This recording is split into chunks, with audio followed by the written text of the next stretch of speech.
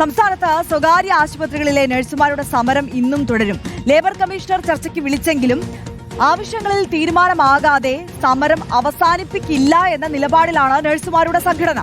ഈ മാസം 30-നാണ് നഴ്സുമാരുടെ സംഘടനയുടെ പ്രതിനിധികളുമായും മാനേജ്മെന്റ് അസോസിയേഷൻ പ്രതിനിധികളുമായും ലേബർ കമ്മീഷണർ ചർച്ച നടത്തുക. ആദിൽ പാലോട് നൽകും വിവരങ്ങൾ.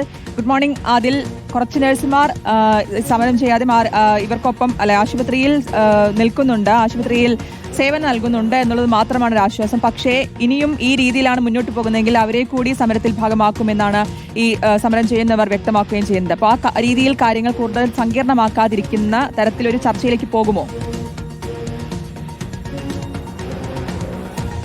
ചർച്ച ചെയ്യുന്നത് 30-ാം തീയതിയാണ് നിശ്ചയിച്ചിരിക്കുന്നത്. 2 ദിവസം കഴിഞ്ഞാണ് ചർച്ചയുള്ളത്. അത് ലേബർ കമ്മീഷൻ വിളിച്ച ചർച്ചയാണ്.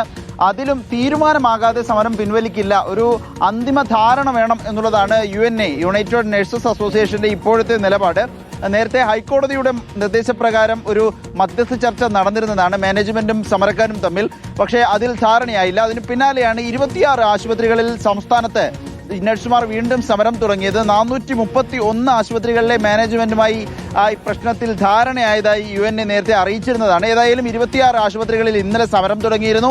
ആ സമരം തുടരാൻ തന്നെയാണ് നിലവിലെ തീരുമാനം. അടിയന്തരമായി ചർച്ച ചെയ്ത് വിഷയങ്ങൾ പരിഹരിക്കണം എന്നുള്ളതാണ് നഴ്സുമാരുടെ ആവശ്യം. 40,000 രൂപ എന്നുള്ള അടിസ്ഥാന ശമ്പളത്തിലേക്ക് കാര്യങ്ങൾ എത്തിക്കുക, ഡ്യൂട്ടി ഷിഫ്റ്റിലെ അപാകതകൾ പരിഹരിക്കുക എന്നീ ആവശ്യങ്ങൾ മുന്നിൽ വെച്ചുകൊണ്ടുള്ള സമരമാണ് ഇന്നലെ വീണ്ടും നഴ്സുമാർ തുടങ്ങിയിരിക്കുന്നത്. ഹൈക്കോടതി ഇടപെടലിനെ തുടർന്ന് ഒരു പരിഹാരമുണ്ടായില്ല. ഇനി ലേബർ കമ്മീഷണറുടെ ചർച്ചയിൽ പരിഹാരമുണ്ടാകുമോ എന്നതാണ് കാണേണ്ടത്. 30-ാം തീയതിയാണ് മാനേജ്മെന്റ് പ്രതിനിധികളും സമരക്കാരും തമ്മിൽ ഒരു ചർച്ച ലേബർ കമ്മീഷണറുടെ നേതൃത്വത്തിൽ നടക്കുക.